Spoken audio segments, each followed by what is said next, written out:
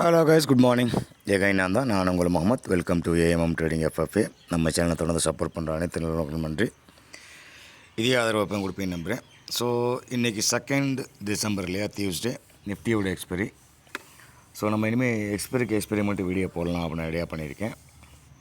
So அதே மாதிரி நிறைய பேர் வந்து கமெண்டில் பண்ணியிருந்தீங்க, டெய்லி வீக்லி மந்த்லி டார்கெட் கொடுக்க முடியுமா அப்படின்னு. ஸோ நம்ம லெவல்ஸ் எல்லாமே வந்து எல்லாத்துக்கும் பொருந்தும். அது டெய்லி, வீக்லி, மந்த்லி மூணுக்குமே வந்து அது எஃபெக்ட் தான் பொருந்தும். ஸோ இன்றைக்கி டெய்லி மட்டும் நம்ம ஃபோக்கஸ் பண்ணலாம்னு ஐடியா பண்ணியிருக்கேன். ஸோ டெய்லி டார்கெட் நமக்கு என்ன இருக்கும் அப்படிங்கிறது வீடியோவில் சொல்லலாம் அப்படிங்கிற மாதிரி ஐடியா பண்ணியிருக்கேன். ஸோ பார்த்து என்ஜாய் பண்ணிக்கிங்க. சப்ஸ்கிரைப் பண்ணாமல் பார்க்குறீங்க அப்படின்னா மறக்காமல் சப்ஸ்கிரைப் பண்ணிட்டு பாருங்கள். பார்த்து முடிச்சோன்னா ஒரு லைக்கு, நம்ம வீடியோ பற்றின கமெண்ட்டையும் மறக்காமல் பதிவு பண்ணிடுங்க. புதுசாக பார்க்குறவங்க சப்ஸ்கிரைப் பண்ணி வச்சுக்கோங்க. ஸோ ஃபஸ்ட்டு நம்ம எப்போவுமே குளோபலில் ஒன்று அடிப்போம் இல்லையா. ஸோ அந்த வகையில் நாஸ்டாக் ஃபஸ்ட்டு. நாஸ்டாக் பொறுத்தளவுக்கு ஒரு டவுன் ட்ரெண்டில் போயிட்டு ஒரு ஃபுல் பேக் எடுத்து மேல் நோக்கி வருது. அதாவது 25,000 ஒரு ஃபுல் பேக் எடுத்து வருது. இது 1 ஹவர் கேண்டில் கைஸ். இது எல்லாமே டெய்லி தான். ஸோ இப்போது வரைக்கும் பார்த்திங்க அப்படின்னா இந்த 25,350 50% ரீட்ரேஸ்மெண்ட்டு. ஸோ அதுக்கு மேலே தான் வண்டி ஆடிக்கிட்டு இருக்குது. ஸோ ஃபர்தர் அதுக்கு எது வரைக்கும் போகணும் அப்படின்னா 25,790, 285 அண்ட் ஃபர்தர் 27,200 வரைக்கும் ரேலி பாக்கி இருக்குது நாஸ்டாக்கை பொறுத்தளவுக்கு. ஸோ நாஸ்டாக் என்னையை பொறுத்தளவுக்கு அப்சைடு திரும்பிடுச்சு அப்படிங்கிறது கன்ஃபார்மாக சொல்லலாம். ஸோ டவ் ஜோன்ஸ் கொஞ்சம் ஸ்ட்ரகிள். அந்த மேலே இருக்க ட்ரெண்ட் லைனை உடைக்க முடியாமல் மேலே டச் பண்ணோன்னா ஒரு ரீடெஸ்ட் ரிஜெக்ஷன் ஆகிருக்கு. ரிஜெக்ஷன் ஆகினது பிரச்சனை கிடையாது.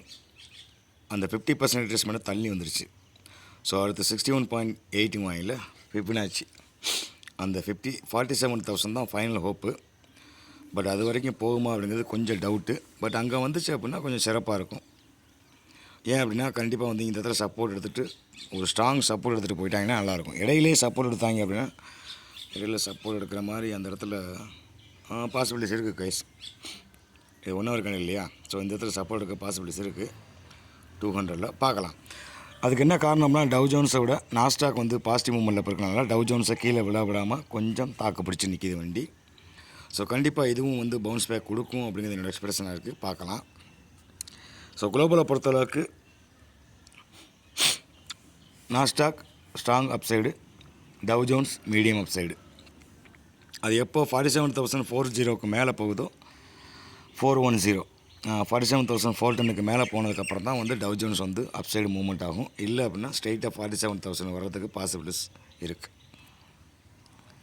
கிஃப்ட் நிஃப்டி அப்படியே சரியான இறக்கம். மேலே ஆல் டைம் ஹைலேருந்து ஒரு சின்ன இறக்கம் ரீடெஸ்ட். இது ப்ராஃபிட் புக்கிங் தான், பேனிக் ஆக வேண்டிய அவசியம் இல்லை. ஸோ 26,300 தான் ஃபைனல் ஹோப்பு நம்ம கிஃப்ட் நிஃப்டியை பொறுத்தளவுக்கு. ஸோ அங்கேருந்து பவுன்ஸ் பேக் கொடுக்குறதுக்கு பாசிபிலிட்டிஸ் இருக்குது. ஏன்னா நேற்று எல்லாமே ப்ராஃபிட் புக்கிங் தான். ஒரு 2 நாளாக ப்ராஃபிட் புக்கிங் தான் போயிட்டுருக்கு. அதை உடைச்சாங்க அப்படின்னா ஃபைனலாக 26,140 இதுதான் Royal final hope.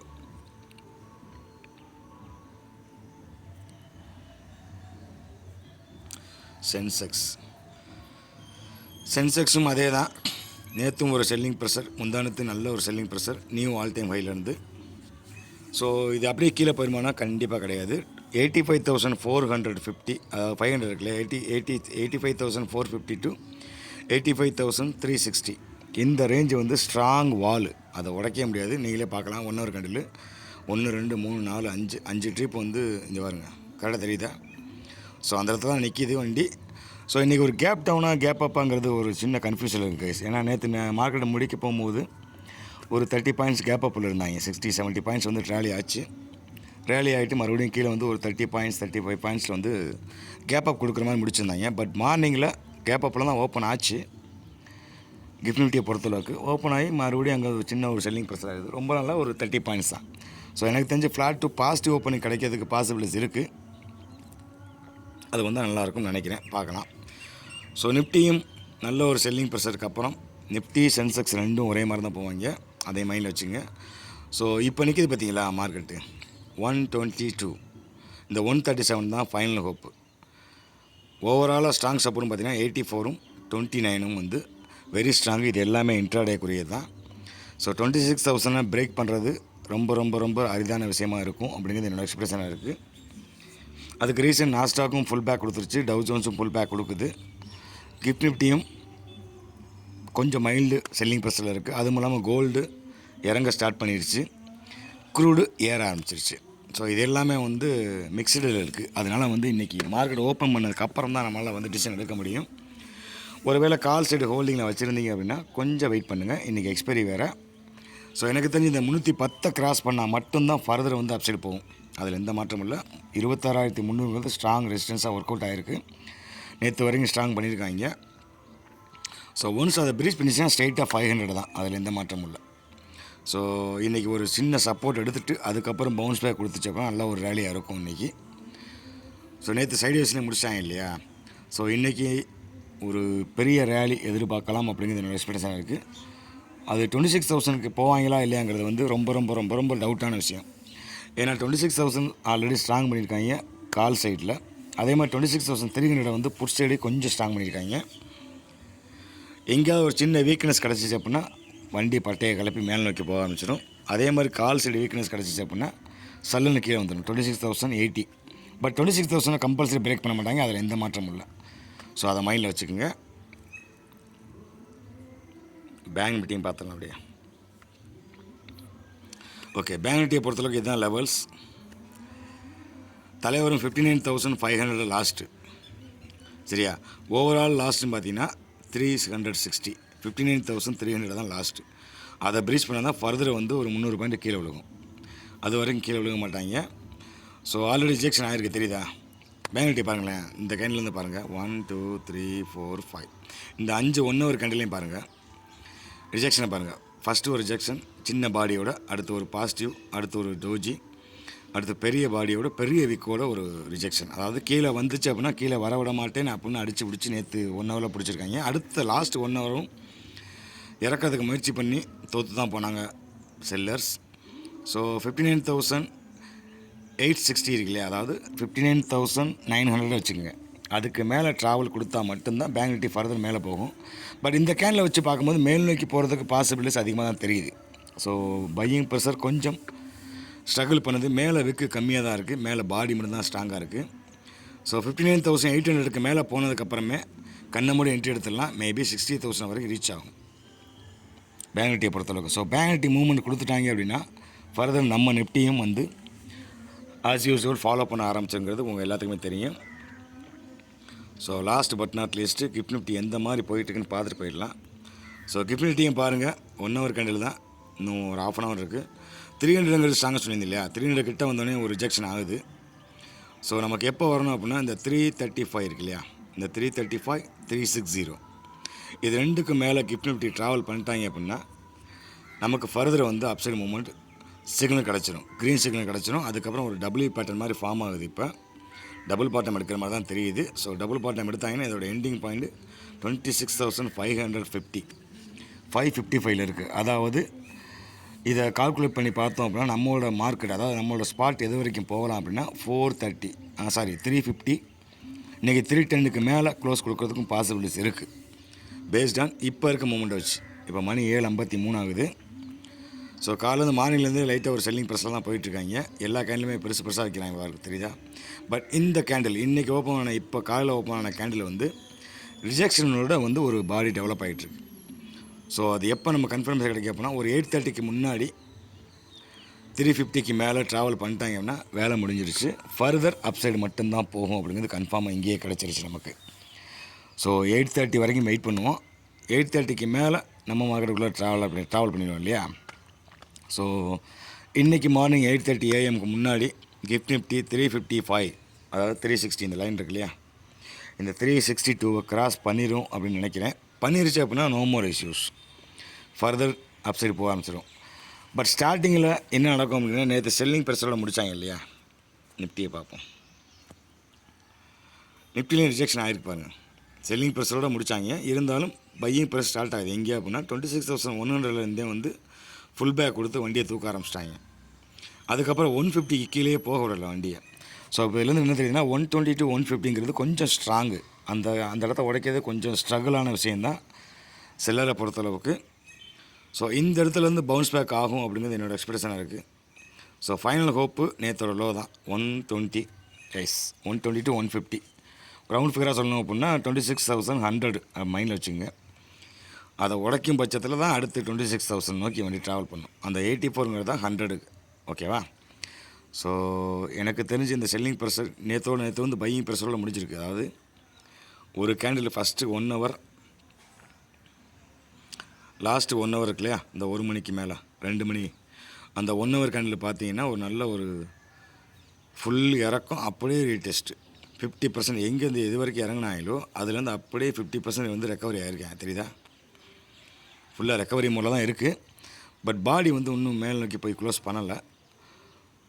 So further நம்ம நிஃப்டியை பொறுத்தளவுக்கு 200க்கு மேலே ட்ராவல் பண்ணிட்டாங்க அப்படின்னாலே ஆட்டோமேட்டிக்காக போயிடும். இந்த ஜோன் என் மைண்டில் வச்சுங்க, 26,100 to 26,310 இந்த ஜோனுக்குள்ளே தான் வண்டி ட்ராவல் பண்ண போகுது இன்றைக்கி நிஃப்டியை பொறுத்தளவுக்கு.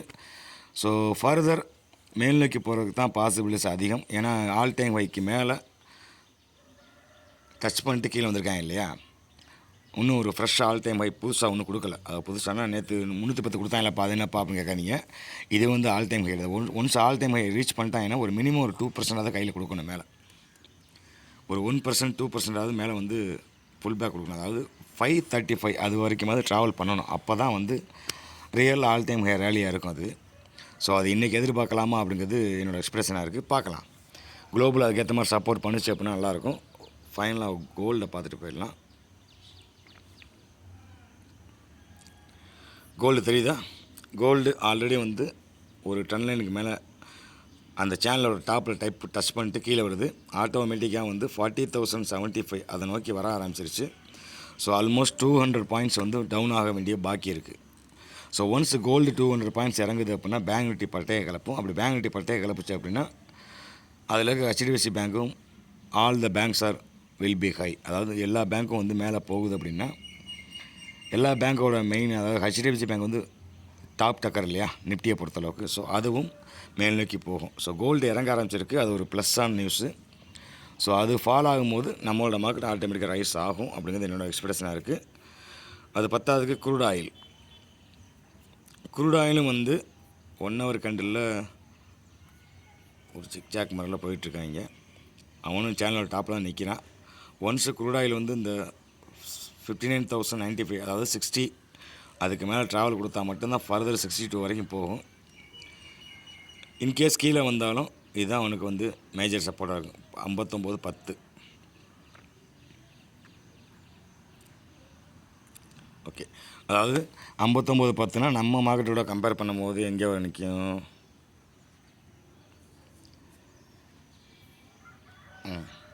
59.10னா 5,300. இதுதான் லாஸ்ட் 5,300 to 5,200 அவ்வளோதான் இருக்கும். ஸோ அதுக்கு கீழே வண்டி போகாத வரையும் பஞ்சாயத்தில் ஒரு சேனல் ஒன்று ஃபார்ம் ஆகிருக்கு. அந்த சேனலுக்குள்ளே தான் வந்து ரீடெஸ்ட் எடுக்குது க்ரூட் ஆயில். நேற்றே வந்து ஃபுல்லாக 50% இறங்கினதில் 50% ரீடெஸ்ட்மெண்ட் கொடுத்துட்டாங்க. ஸோ இன்றைக்கி ஃபர்தர் 5460 to 5450 5,450 வரைக்கும் ட்ராவல் இருக்குது க்ரூட் ஆயிலை பொறுத்தளவுக்கு இன்றைக்கே. அதே மாதிரி கீழே வந்துச்சுன்னா 278ங்கிறது லாஸ்ட்டு. இந்த 305ம் 278ம் ஸ்ட்ராங்கான சப்போர்ட்டாக ஒர்க் அவுட் ஆகும். ஒன்ஸ் இந்த 250 கீழே போயிடுச்சு வண்டி அப்படின்னா கஷ்டம். தெரியுதா? இது கீழே போயிடுச்சு அப்படின்னா ரொம்ப கஷ்டம். ஸ்ட்ரெயிட்டாக வந்து 500 வரைக்கும் ட்ராவல் பண்ண ஆரம்பிச்சிடும். அடுத்து 100 பாயிண்ட்டாக இறங்க ஆரம்பிச்சிடுவாங்க. அது எப்போ கன்ஃபார்ம் ஆனால் இன்றைக்கி கன்ஃபார்ம் ஆகும். பட் இறங்குறதுக்கு பாசிபிலிட்டிஸ் ரொம்ப கம்மி based on gold. Gold already இறங்கும் போதில் இருக்கனால மற்ற எல்லா செக்டாருக்கும் பாசிட்டிவ் மூவ்மெண்ட் கிடைக்கிறதுக்கு பாசிபிலிட்டிஸ் அதிகம். அவ்வளோதான் கைஸ். இது எல்லாமே வந்து என்னோடய வியூ தான். உங்களோட வியூ என்னங்கிறத கமெண்டில் சொல்லுங்கள். இப்போ வரைக்கும் ரிஜெக்ஷன் ஆகிட்டு தான் இருக்குது. பையிங் ப்ரெஷர் அங்கே ஸ்டார்ட் ஆகிருக்கு. ஸோ 15 மினிட்ஸில் பார்க்கலாம். எஸ், 15 மினிட்ஸில் தெரியுது இல்லையா? அவங்க விடாமல் 300க்கு கீழே போகக்கூடாதுன்னு ஒரு கான்ஃபிடண்ட்டாக நிற்கிறாங்க. ஸோ அந்த கான்ஃபிடென்ட் தான் நமக்கு கை கொடுக்கும்.